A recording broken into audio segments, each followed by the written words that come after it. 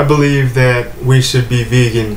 All humans should not eat animals or animal products to the best of their ability. And I am going to look into the Bible with you and show you many verses that indirectly and directly tell us to not eat animals. And I also want to speak, before I start that, I want to let you know that there is a lot of evidence in the early church fathers' writings about how the disciples were vegetarians, vegans. They did not eat flesh. A lot of the early church fathers did not eat flesh. And there was a lot of drama going on because of this topic. A lot of vegetarians and vegan Christians were slaughtered, apparently, according to the history. And here we go. Even James, the brother of Christ, said he was raised as a vegetarian, according to some of these writings. I don't know if they're true, but I believe that they should be considered, and that we should not be slaughtering animals for food or any other purpose. Okay, I'm going to read off some Bible verses. In the beginning we were all vegan when God said things were very good. Genesis 1:29. And God said, Behold, I have given you every herb bearing seed which is upon the face of all the earth, and every tree in the which is the fruit of a tree yielding seed. To you it shall be for meat. So clearly the first commandment of God is to be vegan, to not eat animals. Psalms 50 verses 7 through 17. Hear, O my people, and I will speak, O Israel, and I will testify against you. I am God, even thy God. I will not reprove thee, or in other words, I will not accept thy sacrifices or thy burnt offerings to have been continually before me. I will take no cow out of thy house, nor he-goats out of thy folds. For every beast of the forest is mine, and the cattle upon 1,000 hills. I know all the fowls of the mountains, and the wild beasts of the field are mine. If I were hungry, I would not tell thee, for the world is mine, and the fullness thereof.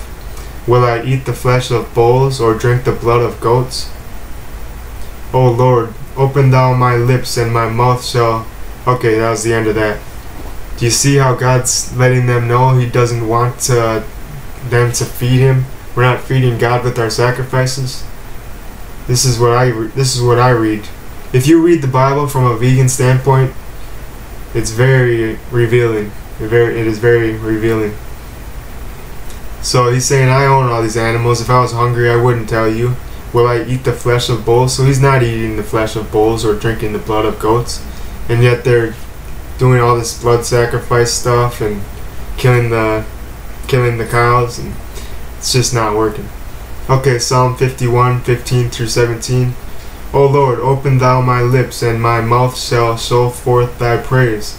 For thou desirest not sacrifice, or else would I give it. Thou delightest not in burnt offering. The sacrifices of God are a broken spirit, a broken and a contrite heart. O God, thou wilt not despise. So you can see this is God's heart. David knew it too, I believe. There are many, I'm just going to tell you, there are many verses in the Bible that speak about sacrifice being good and being okay, but there are also many verses in the Bible that basically say it's wrong, and that we should stay away from eating animals. So the prophets were apparently against all animal sacrifice. Okay, Proverbs 23:20. Be not among winebibbers or drunkards, or among riotous eaters of flesh. So Proverbs 23:20 is saying people who eat flesh are rioters. Be not among them. That's what I get. So Isaiah 11:6 through 9. The wolf also shall dwell with the lamb, and the leopard shall lie down with the kid, and the calf and the young lion and the fatling together, and a little child shall lead them. and the cow and the bear shall feed. Their young ones shall lie down together, and the lion shall eat straw like the ox.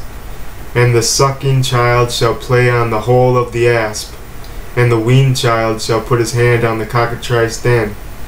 They shall not hurt nor destroy in all my holy mountain, for the earth shall be full of the knowledge of the Lord, as the waters cover the sea. This is talking about when the knowledge of the Lord is within everyone, when everyone knows about the Lord, there will be no more hurt and no more destruction. You understand this? This is important. He's saying there will be peace. And it all starts with the humans, because we're in charge of the animals. When we start to live peacefully, the animals will begin to live peacefully as well. So, okay, Isaiah 66, 1 through 2. Actually, 66, 1 through 4. Thus saith the Lord, the heaven is my throne. Well, let me just go back to that last verse. They shall not hurt nor destroy in all my holy mountain, for the earth shall be full of the knowledge of the Lord. Isaiah 11:9. This is serious stuff. This is talking about when Christ returns. And Christ has returned into the hearts of those who claim to follow him. Right? And we are harming and we are hurting and we are destroying these animals. Do you realize this? They're keeping them tucked away out in the farms and stuff, but you're responsible for this stuff. You know? They're breeding these animals way too much. Force breeding, raping them. And they are kidnapping the children, separating them into cages, milking them to death, repeatedly milking them, raping them, getting babies, kidnapping them, milking them. They have to have a baby to get milk. So dairy is destructive as well. And then at the end of their milking career, of however long it takes, years, they are just thrown into the Burger King grinder or the McDonald's grinder, you know? These are creatures. These are living beings. They should not be treated so unfairly. It's not like they're reincarnated sinners or something. It's not like they're demons who deserve punishment. These are innocent creatures, and we gotta shut these slaughterhouses down. Okay. Isaiah 66, 1 through 4. Thus saith the Lord, the heaven is my throne, and the earth is my footstool. Where is the house that you build unto me? And where is the place of my rest? For all those things hath mine hand made, and all those things have been, saith the Lord. But to this man will I look, even to him that is poor, and of a contrite spirit, and trembles at my word. He that kills an ox is as if he slew a man. So those who kill a cow are as guilty as if they killed a man. He that sacrifices a lamb, as if he cut off a dog's neck. He that offers an oblation, as if he offered swine's blood. He that burns incense, as if he blessed an idol. Yea, they have chosen their own ways, and their soul delights in their abominations. God's telling these people some serious stuff. I also will choose their delusions, and will bring their fears upon them, because when I called, none did answer.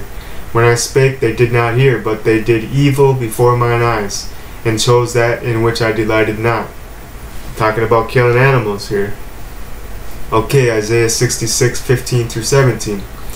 For behold, the Lord will come with fire, and with his chariots like a whirlwind, to render his anger with fury, and his rebuke with flames of fire. For by fire and by his sword will the Lord plead with all flesh, and the slain of the Lord shall be many. God is going to be mad when he comes to judge us. They that sanctify themselves, and purify themselves in the gardens, behind one tree in the midst, eating swine's flesh, and the abomination, and the mouse shall be consumed together, saith the Lord. So this is a condemnation against those who are eating swine's flesh, among other things. Okay. Now, Isaiah chapter 1, 11 through 16. To what purpose, this is God the Father speaking, to what purpose is the multitude of your sacrifices unto me, saith the Lord. And I just want to say something real quick. When we eat animals, they are being sacrificed for our belly. And we are becoming the altar of their sacrifice, in a sense. We are like, they are being sacrificed for our taste buds. We are worshiping our taste buds. We are killing these creatures to live within us. You know, we are feeding ourselves upon them. It's sad, but these sacrifices are... God basically tells these Israelites that they just want to sacrifice so they can eat flesh. And he yelled at them. Remember, he yelled at them in Numbers 11:32 through 34. He yelled at them because they were not satisfied with the heavenly manna. They wanted flesh from Egypt. They came out of Egypt and they ate flesh in Egypt. And God was saying, no, you don't want it. You shouldn't eat meat. And they did anyway. And they were condemned for it. And they got punished. They got sick. They ate so much meat they got sick and diseased, and they all died as a punishment for what they did. Okay, back to Isaiah 11:1 through 16. To what purpose is the multitude of your sacrifices unto me, saith the Lord? I am full of burnt offerings and of rams, and the fat of fed beasts, and I delight not in the blood of bullocks, or of lambs, or of he-goats. He delights not in the blood of them. When you come to appear before me, who has required this at your hand, to tread my courts? So he's saying, who told you to do all this? Bring no more vain oblations. Incense is an abomination unto me. The new moons and Sabbaths, the calling of assemblies, I cannot away with. It is iniquity, even the solemn meeting. Your new moons and your appointed feasts my soul hateth. They are a trouble unto me, and I am weary to bear them. God's he's saying he doesn't like all this killing of animals and these feasts, eating the flesh of animals. All the churches are doing this, aren't they? They're all getting together and celebrating the death of these animals. Oh, that's a wonderful pig roast you got going on there. Yeah, that's tasty. Stuff like this, you know. That's some prime beef there. They're celebrating the enslavement and the murder of these animals. It's not cool. And when you spread forth your hands, I will hide my eyes from you. Yea, when you make many prayers, I will not hear you. Your hands are full of blood. So, what kind of blood are they full of? The blood of these innocent creatures. It's pretty obvious to me. Wash yourselves, make yourselves clean. Put away the evil of your doings from before my eyes. Cease to do evil, says God. Okay. Now I recommend you read the entire chapter of Jeremiah chapter 7. But I'm just going to read a few verses. Remember when Jesus took the whip to the temple and kicked all those money changers out and got rid of the animals? Well, this is where this comes from. Jeremiah 7:11. Is this house which is called by my name become a den of robbers in your eyes? Behold, even I have seen it, saith the Lord. And this is interesting because a lot of people think the money issue in the temple during Jesus' time was the main issue, but I think it was the animals, because they're robbing the life of these animals.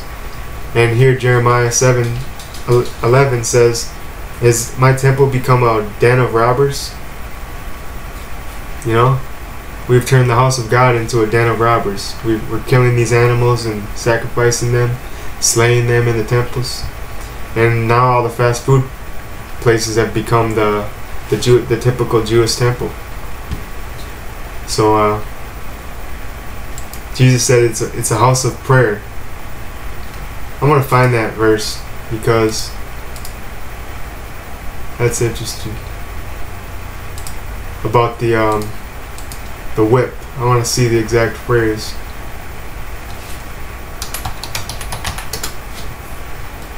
Let's see if it comes up quick on my search.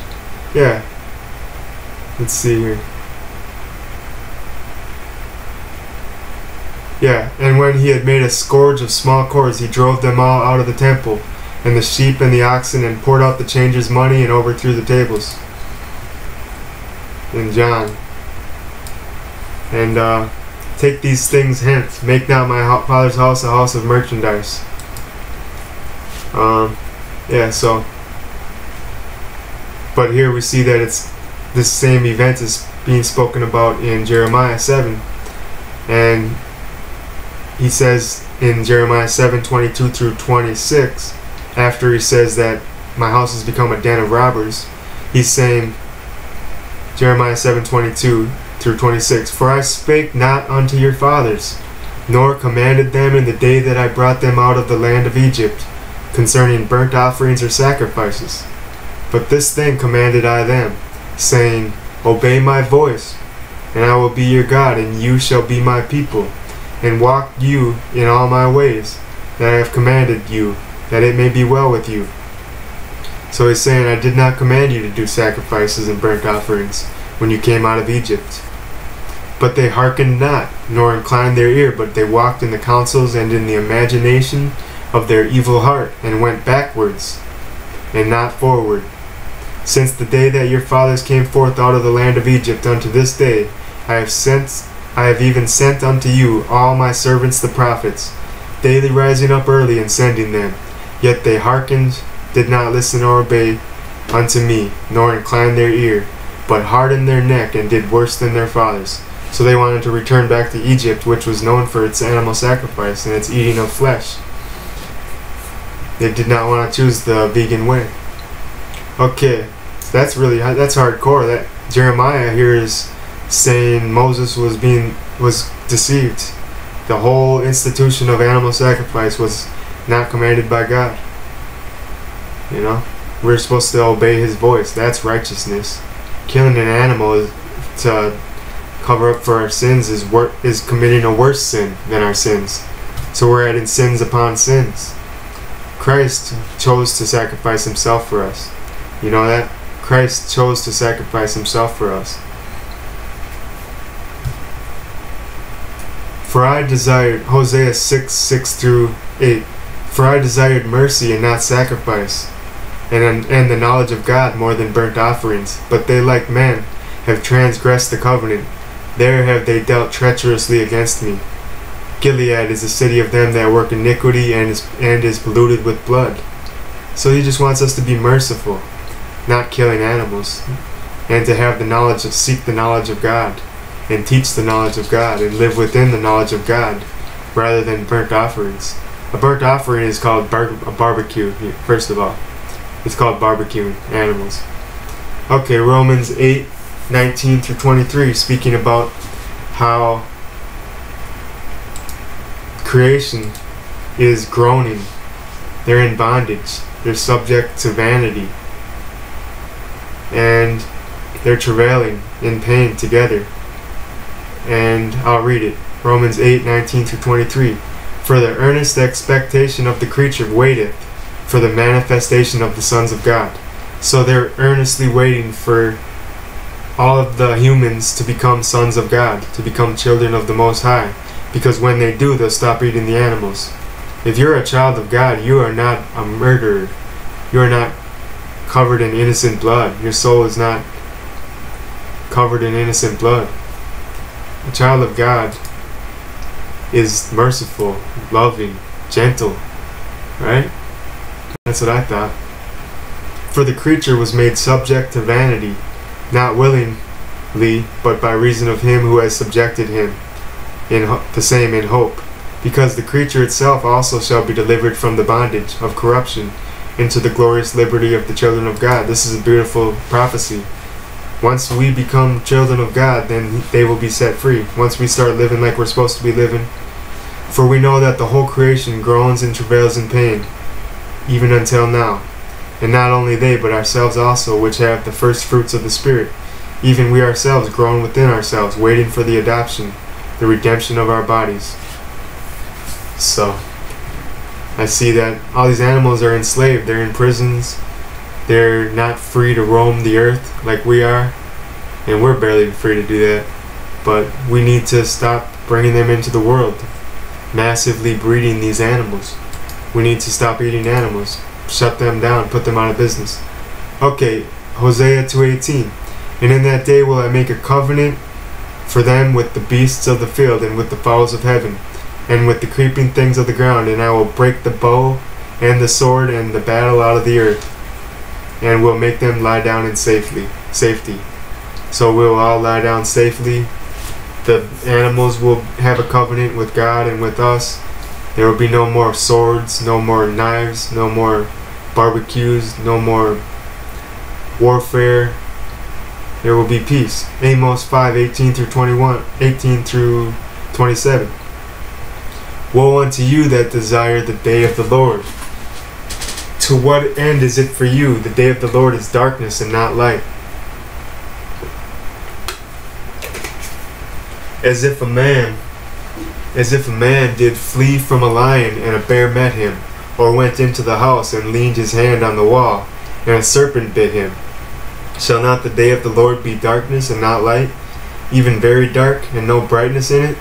I despise your feast days.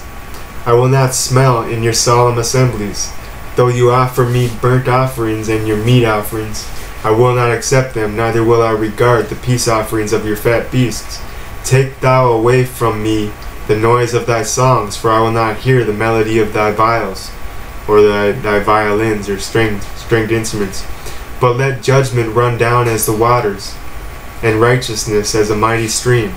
Have you offered unto me sacrifices and offerings in the wilderness 40 years, O house of Israel? He's saying no. He's saying, but no, you have borne the tabernacle of your Moloch, and Chion, your images, the star of your God, which you made to yourselves. So he's saying all these sacrifices were to the false god, who is counterfeit God, who is posing as the real God. Therefore will I cause you to go into captivity beyond Damascus, saith the Lord, whose name is the God of hosts. This is big stuff right here. Who have you sacrificed these animals to me in the wilderness? It was to Moloch. That's an evil god, a demon, or a fallen angel or something. Matthew 9:13. But go ye and learn what that meaneth. I will have mercy and not sacrifice, for I am not come to call the righteous, but sinners to repentance. Matthew 12:7. So he wants mercy. God, Jesus wants mercy and not sacrifice. And then Matthew 12:7. But if you had known what this meaneth, I will have mercy and not sacrifice, you would not have condemned the guiltless. Here we are, we're condemning the guiltless, the innocent. The creatures are innocent, we're condemning them because we think we should offer sacrifice to God. And now we're in a different testament. Now they just switched it, and now we just eat a bunch of animals. It's basically the same thing they did back then. It's not like God actually ate the animals. They just killed the animals as an excuse to eat them. Okay. Philippians 3:19. Whose end is destruction, whoever it's talking about. Their end is destruction, because their God is their belly. Whose glory is in their shame, who mind earthly things. This is another warning. Here we go, Revelation 21:4. And God shall wipe away all tears from their eyes, and there shall be no more death, no more sorrow, no more crying, neither shall there be any more pain, for the former things are passed away. There is pain, death, sorrow, and crying in the slaughterhouses right now. These animals are suffering, and all the people who care about them are suffering. And as Christians, we should be representing the highest form of love possible, the highest form of compassion possible. Blessed are the merciful, for they will receive mercy. Matthew 5:7. That last verse about the sorrow and the death and the crying, that was Revelation 21:4. Okay. Psalms 145:9. The Lord is good to everyone. He showers compassion on all his creation. So, we've read that the first commandment of God ever to humans was to be vegan.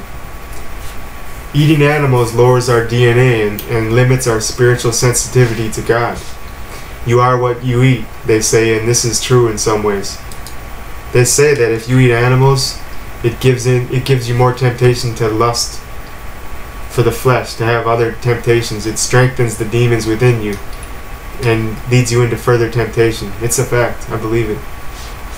Did you know there was a prison full of prisoners, and they decided to switch them from a meat-eating diet to a vegan diet, and all these prisoners became more peaceful and gentle, and they were supernaturally transformed. That was really cool. I read about that one day, these prisoners. So you'll also when you stop eating these animals, you'll lose your aggression, your anger, your fear, your frustration. You know, Because when you eat these animals, you're eating them, and they are filled with fear, terror, horror, pain, suffering, illnesses, diseases, hatred. They have it all, anger, and it all comes into you. When we eat animals, we eat their suffering, their hopelessness, their terror, pain, disease, innocence, and sorrow. It is prideful to think that our life is so important that animals have to die for us to live. Is our life more important than theirs? Do they deserve to suffer for years and then be murdered like in a horror movie for us so we can eat their flesh? Does this not sound cruel and just plain weird to you? It is, like we're in the Twilight Zone or something. Our religion is worthless if it cannot even teach us to be kind to each other. Christianity is all about setting the prisoners free and relieving the oppressed. Christians should aim for the highest standard of love achievable and be different than the world. To the best of our ability, we should not be involved in anything that causes harm to another. We know that the devil is deceiving the whole world with his sorcery, and corporate propaganda in the commercials qualifies as sorcery, and the teachings of the health administrations and the teachers and the way they raise the children in school, raising children up to think it's normal to eat the flesh of another being, is an abomination in my eyes, and in God's eyes, I believe. You know, you don't see much else besides commercials for eating animals and dairy and cheese. That's basically a lot of what the stuff's going on the commercials, because they're tempting you. You know, Taco Bell's got all these advertisements which talk about temptations and evil.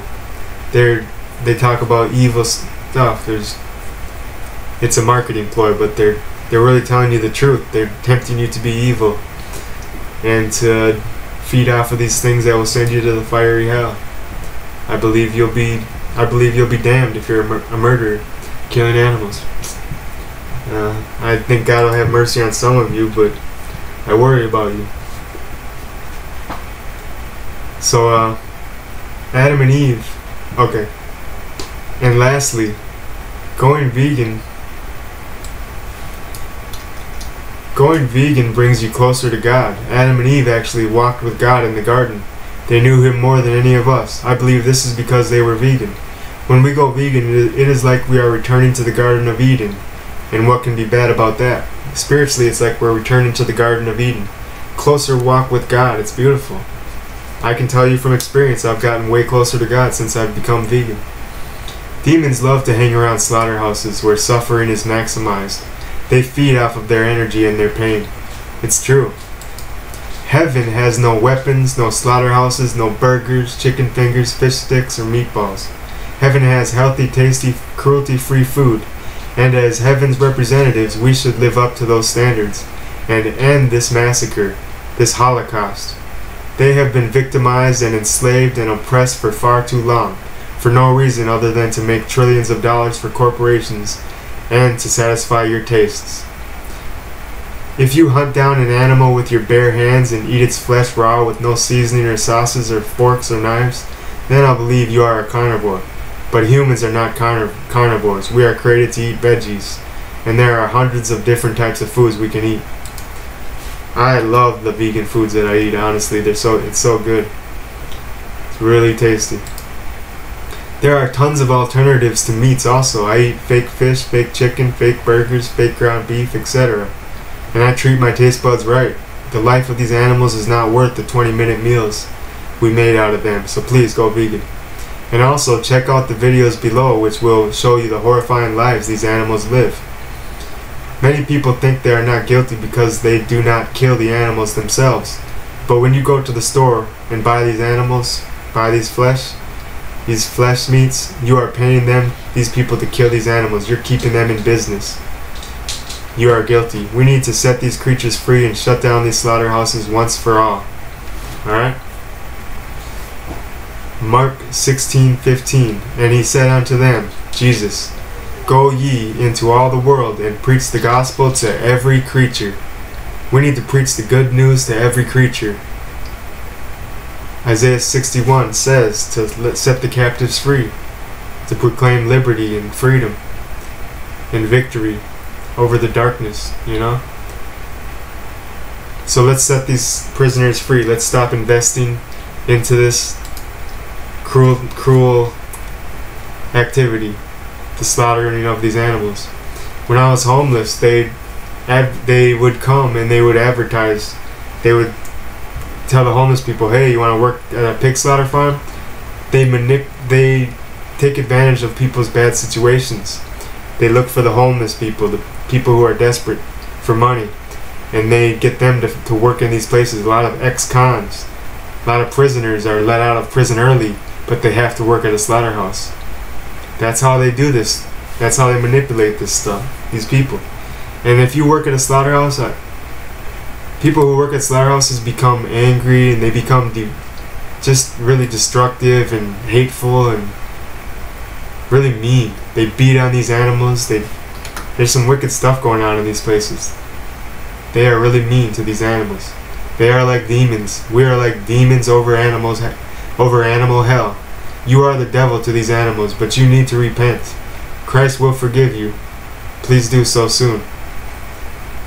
God will forgive you. You've killed thousands of animals, and so have I, and it needs to stop.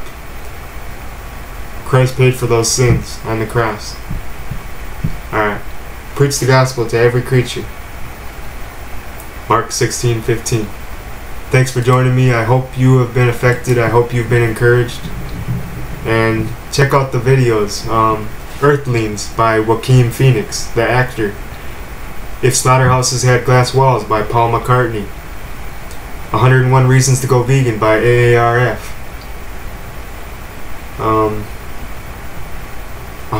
The Best Speech Ever by Gary Yourofsky. I will put these links below. Alright, thank you.